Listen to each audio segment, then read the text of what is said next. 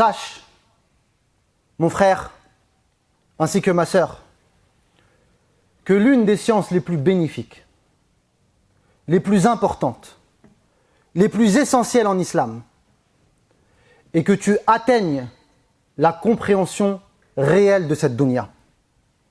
Que tu arrives à déchirer le voile qui te permettra de révéler le vrai visage de cette dunya.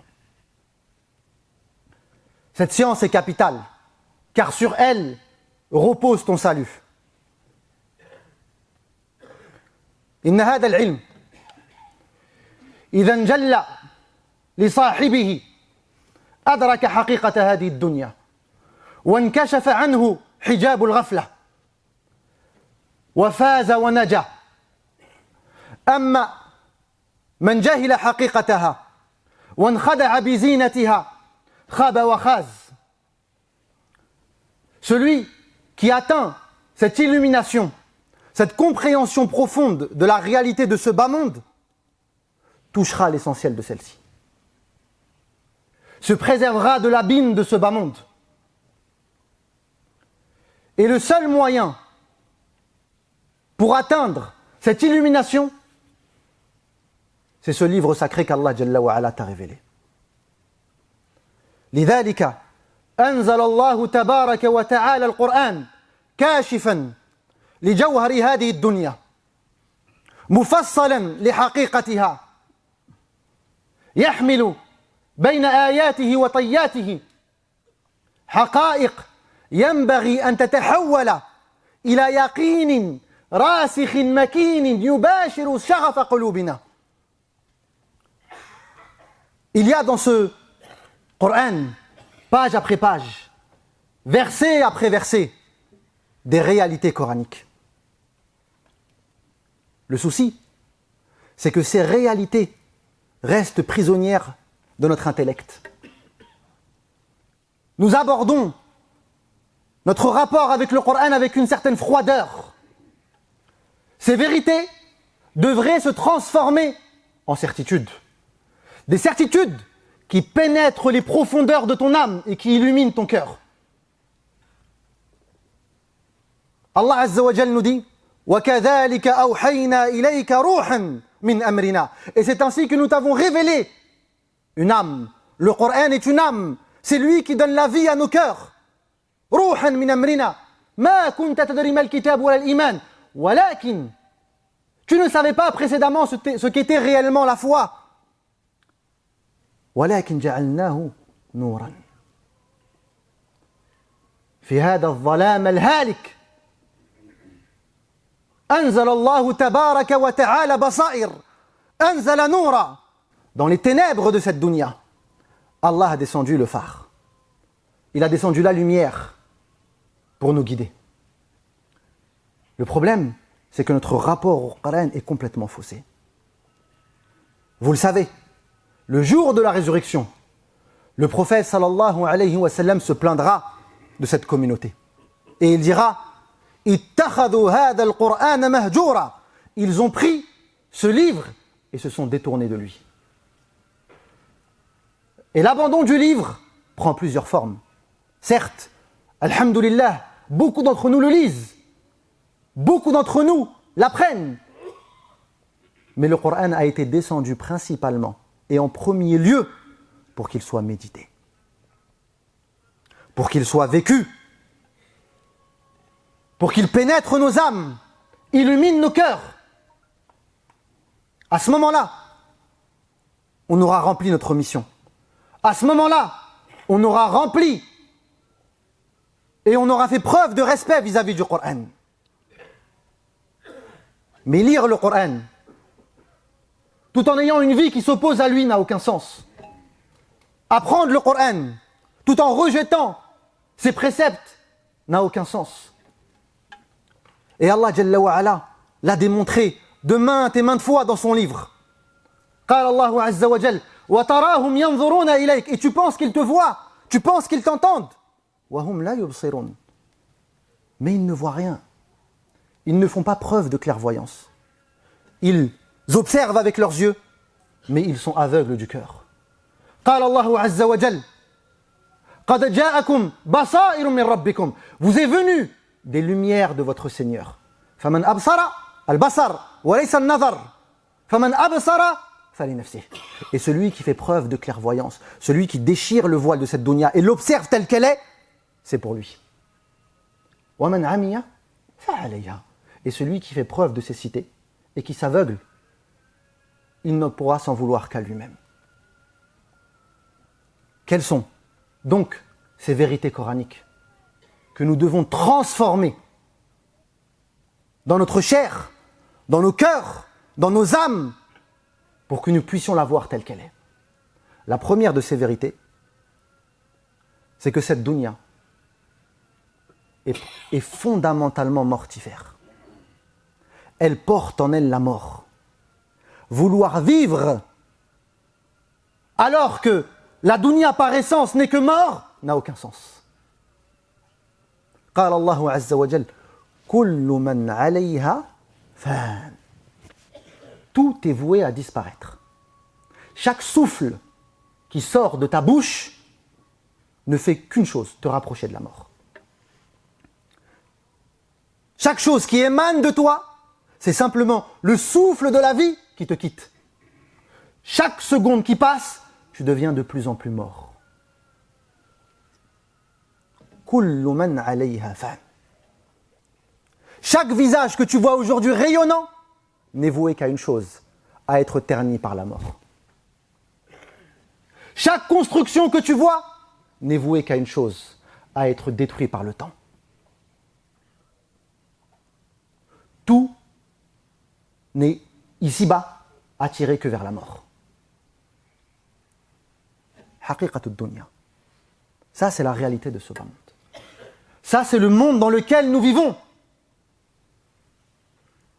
Et c'est pour ça que le prophète, sallallahu alayhi wa sallam, a dit Badiru bil a'mali sab'a.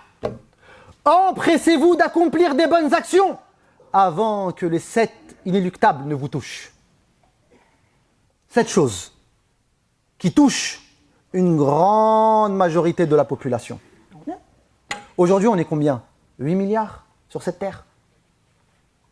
Nous pouvons dire avec certitude que dans une centaine d'années, toute personne présente aujourd'hui n'existera plus. Et sera touchée par une des 7 calamités, une des 7 épreuves que le prophète sallallahu alayhi wa sallam a citées. Il dit « Hal tantadhiruna illa faqran munsiya » Accourez, parce que la pauvreté qui vous fait oublier Allah Azza wa Jal, la pauvreté qui vous transforme esclave de cette dunya, la pauvreté qui te pousse à te prosterner pour l'argent, peut te toucher. Quand tu es préservé, adore Allah Azza wa Jal. Quand tu as de l'argent, fais des sadaqas. Va au hajj, fais ton pèlerinage, prends soin de tes parents, prends soin de ta femme et de tes enfants. Accours vers la bonne action, parce que viendra peut-être le moment où la pauvreté te touchera. Et à ce moment-là, tu te lèveras et tu te coucheras avec pour seul souci l'adoration de ce bas monde. هل تنتظرون إلا فقرا منسيا أو غنى مطغيا. Ou à l'inverse, une richesse qui te pousse à la rébellion. Innal insana la yatagha. L'être humain se rebelle. Il se pense être autosuffisant. Quand? Lorsqu'il palpe une toute partie de la richesse. Lorsque Allah Azza wa Jal lui donne une toute partie de sa richesse. Regardez comment l'être humain est. Il rabaisse les gens. Il soumet les gens. Il néglige les gens. Il méprise les gens. Et de surcroît, il ne lève plus les mains. Il ne pose plus le son au front, son sol au front, son front au sol, pardon.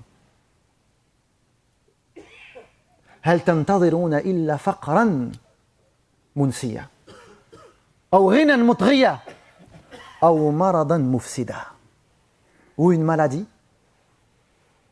qui va te pourrir la vie. Subhanallah, cette semaine, je ne sais pas ce qui s'est passé. J'ai reçu des dizaines d'appels de personnes qui ont été touchées par le cancer. Un de nos frères, qu'Allah le guérisse, il m'a appelé en pleurs. Il m'a dit,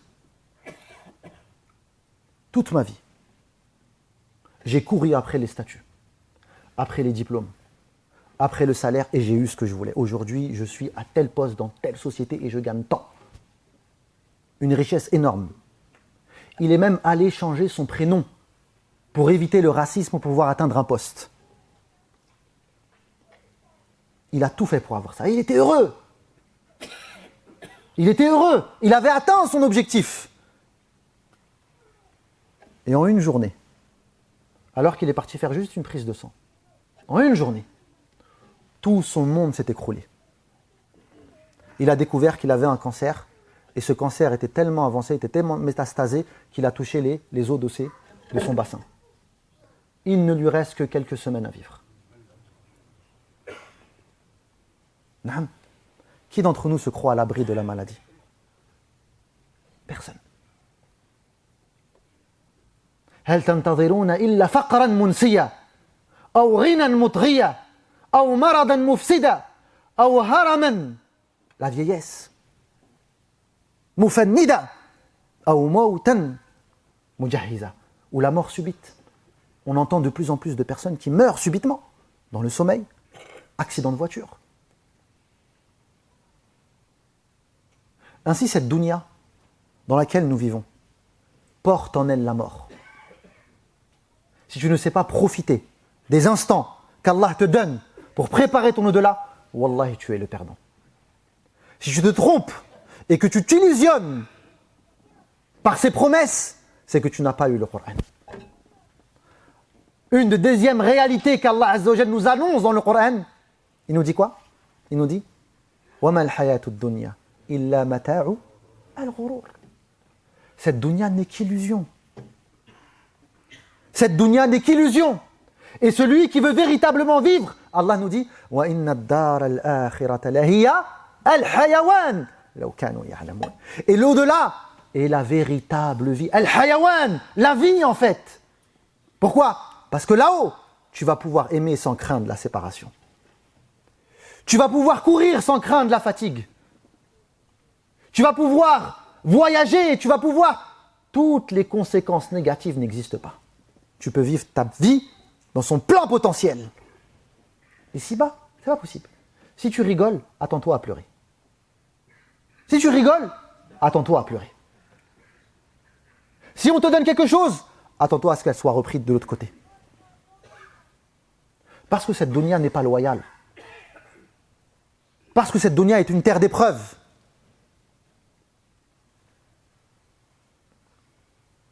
Et tout ça, il suffit d'ouvrir le Coran pour retrouver la clairvoyance, pour retrouver notre vision et ne pas se faire avoir. Aujourd'hui en France, la plupart d'entre nous, qu'on se le dise, qu'on soit sincère avec nous-mêmes, nous avons été littéralement bouffés par ce bas monde. Wallahi al-azim, la plupart d'entre nous, si on lui disait que demain il meurt, il changerait beaucoup de choses. C'est vrai ou pas? Il changerait énormément de choses.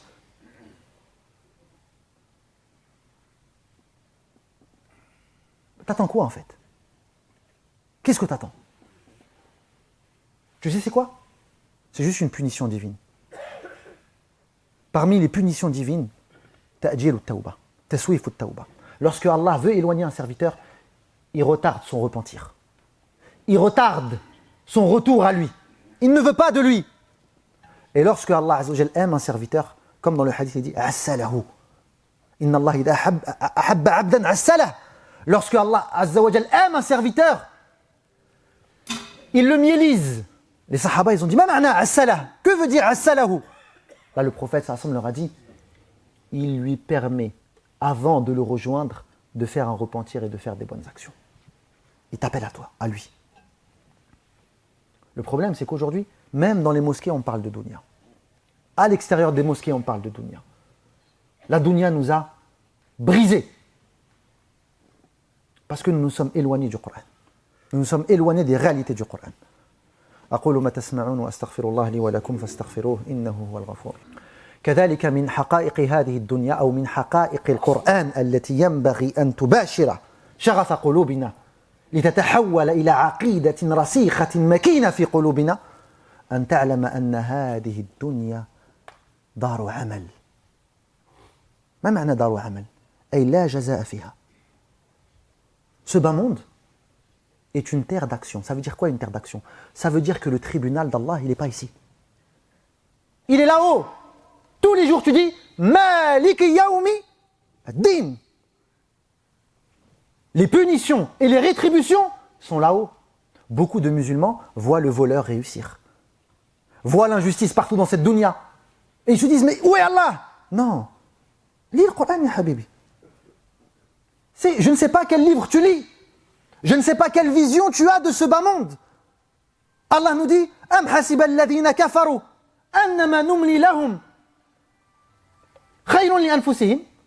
Pensent-ils, c'est-à-dire les mécréants, que le temps que nous les laissons, est-ce un bien pour eux? Innama numli lahum liyazdadu ithma. Non. On leur laisse du temps. Et on leur donne l'occasion de s'enfoncer encore plus. Allah l'a dit. وَقُولِ الْحَقِّ مِنْ رَبِّكُمْ. Et dites la vérité de votre Seigneur. Quelle est donc cette vérité? فَمَنْ شَاءَ فَلْيُؤْمِنْ وَمَنْ شَاءَ فَلْيَكْفُرْ. أَنْتَ فِي الدُّنْيَا افْعَلْ مَا شِئْتَ. T'es dans ce bas monde. Fais ce que tu veux. C'est quoi la vérité? Celui qui veut croire, qu'il croit. Et celui qui veut mécroire, qu'il mécroit. Al-jaza inda Allah subhanahu wa ta'ala. La récompense, elle est auprès d'Allah subhanahu wa ta'ala. Idhan, alayka bis-sabr. Fais preuve de patience face à l'injustice, face à l'ingratitude. Vous savez le nombre de croyants qui perdent foi et qui s'éloignent d'Allah à cause de ça? Parce qu'ils se sont fait tromper par cette dunya. Ils ont pensé qu'ils pouvaient trouver réconfort ici. Et sache une chose, la pire des punitions qu'Allah peut affliger à un serviteur ici-bas, c'est pas celle que tu vas voir avec tes yeux, mais c'est celle que tu vas apercevoir avec ton cœur. Lorsque tu vois que Allah Azza wa Jal, par colère, il l'éloigne. Par colère, il fait que son cœur devient dur. Par colère, il fait que son cœur ne s'illumine plus par le Coran. Là, tu sais que c'est la pire des punitions qu'il s'est abattue sur lui. La maladie, la mort, la pauvreté, c'est rien ça passe. Mais l'éloignement d'Allah, c'est la pire des punitions. Anta fi dari amal. Tu es dans une terre d'action. La rétribution se fera auprès d'Allah subhanahu wa ta'ala. Je termine. Il y a beaucoup de caractéristiques, je pourrais continuer pendant longtemps. Lisez le Coran. Daru ubur, la dara qarar. دار حزن وتعب وشقى لا دار سعادة. Lisez. Et parmi les caractéristiques de cette dunya, qui sont intrinsèques à elle, c'est dans sa nature même, c'est une terre d'épreuve. C'est une terre d'épreuve. Sauf que l'épreuve, elle se fait en fonction d'une règle bien précise. Le prophète sallallahu alayhi wa sallam nous dit Inna 'idhamil ajri ma'a 'idhamil bala. Tu veux la grande récompense? Il faut être prêt à la grande difficulté. Lorsque Inna 'idhamil ajri ma'a 'idhamil bala wa inna Allah idha ahabba qawman ibtalahum. Lorsque Allah aime un peuple, aime un serviteur, il descend sur lui les épreuves. Parce que dans les épreuves, il y a la récompense énorme auprès d'Allah subhanahu wa ta'ala. Et c'est pour ça que dans le hadith du prophète sallallahu alayhi wa sallam, il nous dit que inna ahla al-'afiyah yawm al-qiyamah, les gens de l'afiyah, ça veut dire ceux qui n'ont jamais été éprouvés. Il y a des gens qui ne sont pas éprouvés dans ce bas monde. Ils rentrent dans cette dunya et ils ressortent comme ils sont rentrés, subhanallah. Leur famille, elle est stable. Ils n'ont aucune maladie. Pourtant, il ne faut rien. Hein. Il y en a, ils font du sport, ils font attention à ce qu'ils mangent. Au bout de quelques temps, ils ont le cancer. Hada, lui, il fait n'importe quoi. Il fume, il sort, il dort mal. Il sort de cette dunya, aucune maladie ne le touche. Il fait la moitié des causes et pourtant, alhamdulillah, il a son risque qui descend du ciel. Haoula, ahlul afiyah. C'est les gens de quoi? De la sécurité. Les gens de la préservation, ceux qui ont été préservés. Sauf que ces gens-là, le jour de la résurrection, lorsqu'ils verront les gens de l'épreuve, les gens qui ont souffert ici-bas, يَتَمَنَّوْنَ أَنَّ جُلُودَهُمْ تُقْرَضُ بِالْمَقَارِضِ. Ils espéraient que leur peau soit ôtée. Tellement ils ont vu la récompense dans ce bas monde, tellement ils ont vu la récompense de ces personnes-là. Parce que lorsque Allah, il aime, il éprouve. Il te ramène à lui par l'épreuve, il t'éduque par l'épreuve, il te fait grandir par l'épreuve, il te fait comprendre la dunya, ce qu'elle est par l'épreuve. Et quand ton cœur se sera détourné d'elle, lorsque tu auras compris qu'il n'y a rien ici-bas, à ce moment-là, tu pourras te retourner vers l'au-delà et vivre pleinement ta vie dans la recherche de ta place auprès d'Allah subhanahu wa ta'ala. Mais celui qui a tout ici, il peut tomber dans l'illusion du bonheur ici-bas. Quand tu n'es pas éprouvé ici-bas, pourquoi tu irais chercher le paradis? Un jour, et je termine avec ça, le prophète sallallahu alayhi wa sallam rencontre un bédouin en bonne santé. Et il lui dit, Hal usibta bil midlam? Est-ce que as-tu déjà été éprouvé par le midlam? C'était une sorte de fièvre qui était intense. Et il lui dit non. Jamais, alhamdulillah. Et il lui dit, Hal sudiht?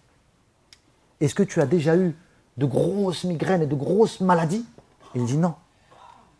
Là, le prophète se tait et part. Et il leur dit, il dit aux sahaba, celui qui veut voir quelqu'un de l'enfer, qui regarde lui.